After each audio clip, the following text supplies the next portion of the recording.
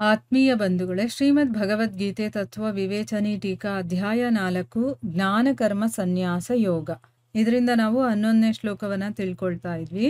ಹೋದ ಭಾಗದಲ್ಲಿ ನಾವು ಯಾವ ಭಕ್ತರು ನನ್ನನ್ನು ಯಾವ ಭಾವದಿಂದ ಭಜಿಸ್ತಾರೋ ನಾನು ಕೂಡ ಅವರನ್ನು ಅದೇ ಭಾವದಿಂದ ಭಜಿಸ್ತೀನಿ ಅಂತ ಹೇಳಿದಾನಲ್ಲ, ಅದಕ್ಕೆ ಅರ್ಥ ಏನು ಅನ್ನೋದನ್ನ ತಿಳ್ಕೊಂಡ್ವಿ. ಅಂದರೆ ನಾವು ಯಾವ ಭಾವನೆಯಲ್ಲಿ, ಯಾವ ರೂಪದಲ್ಲಿ ಅಥವಾ ಯಾವ ರೀತಿ ನಾವು ಅವನನ್ನು ಇಷ್ಟಪಡ್ತೀವೋ ಭಗವಂತ ಕೂಡ ನಮ್ಮನ್ನು ಅದೇ ರೀತಿ ಇಷ್ಟಪಡ್ತಾನೆ. ನಾವು ಅವನನ್ನ ಮಗನಾಗಿ ಇಷ್ಟಪಟ್ಟರೆ ಅವನು ಕೂಡ ಮಗನ ಹಾಗೇನೆ ನಮ್ಮನ್ನು ಪ್ರೀತಿಸ್ತಾನೆ. ಒಬ್ಬ ಸಖ ಅಂತ ತಿಳ್ಕೊಂಡ್ರೆ ಅದೇ ರೀತಿ ನಮ್ಮನ್ನು ಪ್ರೀತಿಸ್ತಾನೆ. ಒಬ್ಬ ಪ್ರಿಯತಮ ಅಂತ ತಿಳ್ಕೊಂಡಾಗ ಅವನು ಕೂಡ ಅದೇ ರೀತಿ ನಮ್ಮನ್ನು ಪ್ರೀತಿಸ್ತಾನೆ. ಈ ರೀತಿ ಮತ್ತು ಯಾವ ರೂಪ ನಮಗೆ ಇಷ್ಟನೋ ಆ ರೂಪದಲ್ಲೇ ನಮಗೆ ಪ್ರತ್ಯಕ್ಷನಾಗ್ತಾನೆ ಅನ್ನೋದನ್ನು ತಿಳ್ಕೊಂಡ್ವಿ. ಈಗ ಪ್ರಶ್ನೆ ಏನು ಅಂತಂದರೆ, ಮನುಷ್ಯರು ಎಲ್ಲ ಪ್ರಕಾರದಿಂದ ನನ್ನ ಮಾರ್ಗವನ್ನೇ ಅನುಸರಿಸ್ತಾರೆ ಅಂತ ಹೇಳಿದಾರಲ್ಲ, ಇದರ ಅರ್ಥ ಏನು ಅಂತ ಪ್ರಶ್ನೆ ಕೇಳಿದ್ದಾರೆ.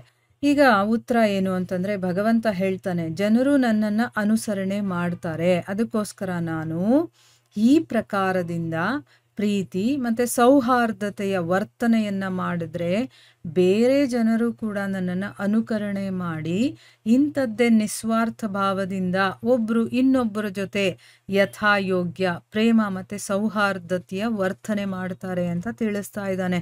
ಮತ್ತು ಈ ರೀತಿ ಮಾಡೋದು, ಅದಕ್ಕೋಸ್ಕರ ಈ ನೀತಿಯನ್ನು ಜಗತ್ತಲ್ಲಿ ಪ್ರಚಾರ ಮಾಡೋದು ಕೂಡ ನಾನು ಹೀಗೆ ಮಾಡಬೇಕಾಗಿರೋದು ನನ್ನ ಕರ್ತವ್ಯ ಅಂತ ಹೇಳ್ತಾ ಇದ್ದಾನೆ. ಅಂದರೆ ಈಗ ನಾವು ಅವನನ್ನು ಯಾವ ರೀತಿ ಪ್ರೀತಿಸ್ತೀವೋ ಅವನು ಕೂಡ ನಮ್ಮನ್ನು ಅದೇ ರೀತಿ ಪ್ರೀತಿಸ್ತಾನೆ. ಸೊ ನನ್ನನ್ನು ಅನುಕರಣೆ ಮಾಡ್ತಾರೆ ಅಂತಂದರೆ, ಈಗ ಕೃಷ್ಣ ಅಂತಂದರೆ ಒಬ್ಬ ಉನ್ನತ ಮಟ್ಟದ ವ್ಯಕ್ತಿ ಅನ್ನೋದು ಗೊತ್ತು. ಭಗವಂತ ಅಂತ ಕೆಲವರು ಒಪ್ಕೊಂಡಿದ್ರೆ, ಕೆಲವರು ಅವನೊಬ್ಬ ಉನ್ನತ ಮಟ್ಟದ ವ್ಯಕ್ತಿ ಅಥವಾ ತುಂಬಾ ಪವರ್ ಇರುವಂಥ ಒಬ್ಬ ವ್ಯಕ್ತಿ ಅಂತ ಒಪ್ಕೊಂಡಿದ್ರು ಕೂಡ ಜನರೆಲ್ಲ ಏನು ಮಾಡ್ತಾರೆ, ಅವನನ್ನು ಹೀರೋ ಆಗಿ ನೋಡ್ತಾ ಇರ್ತಾರೆ.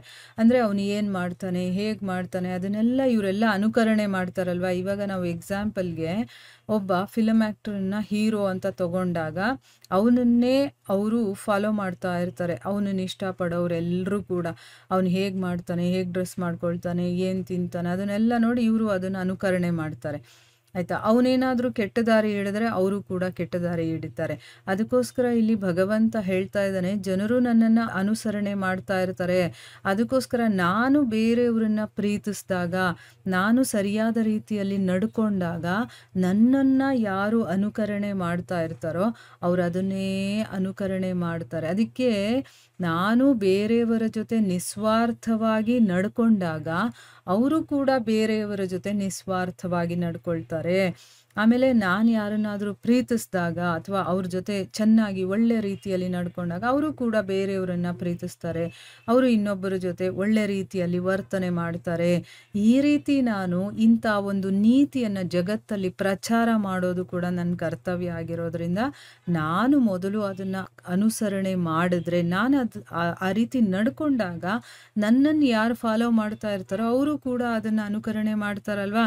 ಅದಕ್ಕೋಸ್ಕರ ನಾನು ಈ ರೀತಿ ಮಾಡ್ತಾ ಇದ್ದೀನಿ ಅಂತ ಹೇಳ್ತಾನೆ. ಯಾಕೆ ಅಂತಂದರೆ, ಜಗತ್ತಲ್ಲಿ ಧರ್ಮದ ಸ್ಥಾಪನೆಯನ್ನು ಮಾಡೋದಕ್ಕೋಸ್ಕರನೇ ನಾನು ಅವತಾರವನ್ನು ತಗೊಂಡಿರಬೇಕಾದ್ರೆ ನಾನೇ ಅದನ್ನು ಮಾಡಲಿಲ್ಲ ಅಂತಂದರೆ ನನ್ನನ್ನು ಫಾಲೋ ಮಾಡೋರು ಎಲ್ಲಿಂದ ಮಾಡ್ತಾರೆ ಅಲ್ವಾ. ಈಗ ನಾವು ಅಷ್ಟೇ, ನಾವು ಏನು ಹೇಳ್ತಾ ಇರ್ತೀವೋ ಅದನ್ನು ಫಾಲೋ ಮಾಡ್ತಾ ಇದ್ದಾಗ ನಮ್ಮನ್ನು ಕೇಳೋರು ಅಥವಾ ನಮ್ಮನ್ನು ಅನುಸರಣೆ ಮಾಡೋರು ಕೂಡ ಅದನ್ನು ಫಾಲೋ ಮಾಡ್ತಾರೆ. ನಾವೇ ಮಾಡಲಿಲ್ಲ ಅಂತಂದರೆ ನಮ್ಮ ಮನೇಲಿರೋರು ಯಾರೂ ಮಾಡೋದಿಲ್ಲ ಅಲ್ವಾ. ನಾನು ಹೇಳ್ತೀನಿ ಅಂತಂದಮೇಲೆ ನಾನು ಅದನ್ನು ಫಾಲೋ ಮಾಡಿದಾಗ ನನ್ನನ್ನು ನೋಡಿ ನನ್ನ ಮನೇಲಿರೋರು ಅಥವಾ ನನ್ನ ಅಕ್ಕಪಕ್ಕ ನನ್ನ ಹಿಂದೆ ಮುಂದೆ ಯಾರು ಇರ್ತಾರೋ ಅವರೆಲ್ಲರೂ ಕೂಡ ನನ್ನ ಅನುಸರಣೆ ಮಾಡ್ತಾರೆ. ನಾನೇ ಮಾಡಲಿಲ್ಲ ಅಂತಂದರೆ ಅವರೆಲ್ಲಿಂದ ಮಾಡೋದಕ್ಕೆ ಸಾಧ್ಯ ಇಲ್ಲ ಅಲ್ವಾ. ಇದೇ ವಿಷಯದ ಬಗ್ಗೆ ಈ ಅಧ್ಯಾಯದಲ್ಲೇ 8ನೇ ಶ್ಲೋಕದಲ್ಲಿ ಕೂಡ ಭಗವಂತ ಸ್ವಯಂ ಹೇಳಿದ್ದಾನೆ. ಏನು ಆ ಶ್ಲೋಕ ಮರ್ತೋಗಿದ್ದೀವಲ್ವಾ, ಯಾವುದು ಅಂತಂದರೆ, ಪರಿತ್ರಾಣಾಯ ಸಾಧೂನಾಂ ವಿನಾಶಾಯ ಚ ದುಷ್ಕೃತಾಂ ಧರ್ಮ ಸಂಸ್ಥಾಪನಾರ್ಥಾಯ ಸಂಭವಾಮಿ ಯುಗೆ ಯುಗೆ. ಅಂದ್ರೇನು, ಸಾಧು ಪುರುಷರನ್ನು ಉದ್ಧಾರ ಮಾಡೋದಕ್ಕೋಸ್ಕರ, ಪಾಪಕರ್ಮ ಮಾಡುವವರನ್ನು ವಿನಾಶ ಮಾಡೋದಕ್ಕೋಸ್ಕರ ಮತ್ತು ಧರ್ಮವನ್ನು ಚೆನ್ನಾಗಿ ಸ್ಥಾಪನೆ ಮಾಡೋದಕ್ಕೋಸ್ಕರ ನಾನು ಯುಗ ಯುಗಗಳಲ್ಲೂ ಕೂಡ ಪ್ರಕಟನಾಗ್ತೀನಿ ಅಂತ ಭಗವಂತ ಸ್ವಯಂ ಹೇಳಿದ್ದಾನೆ. ಸೊ ಇಲ್ಲಿ ನೀತಿಯನ್ನು ಹೇಳ್ಕೊಡೋದಕ್ಕೆ ಮತ್ತು ಧರ್ಮದ ಸ್ಥಾಪನೆಯನ್ನು ಮಾಡೋದಕ್ಕೋಸ್ಕರನೇ ಇಲ್ಲಿ ಅವತಾರ ತಗೊಂಡ ಮೇಲೆ ನಾನು ಅದನ್ನು ಮಾಡಿದಾಗ ನನ್ನನ್ನು ಅನುಸರಣೆ ಮಾಡೋರು ಕೂಡ ಅದನ್ನು ಫಾಲೋ ಮಾಡ್ತಾರೆ ಅನ್ನೋ ವಿಷಯವನ್ನು ಇಲ್ಲಿ ಹೇಳ್ತಾ ಇದ್ದಾನೆ. ಈಗ ನಮಗೆ ನೀಟಾಗಿ ಅರ್ಥ ಆಗಿದೆ ಅಲ್ವಾ? ಇಲ್ಲಿಗೆ ನಾವು ನಿಲ್ಲಿಸೋಣ. ಹರೇ ಕೃಷ್ಣ.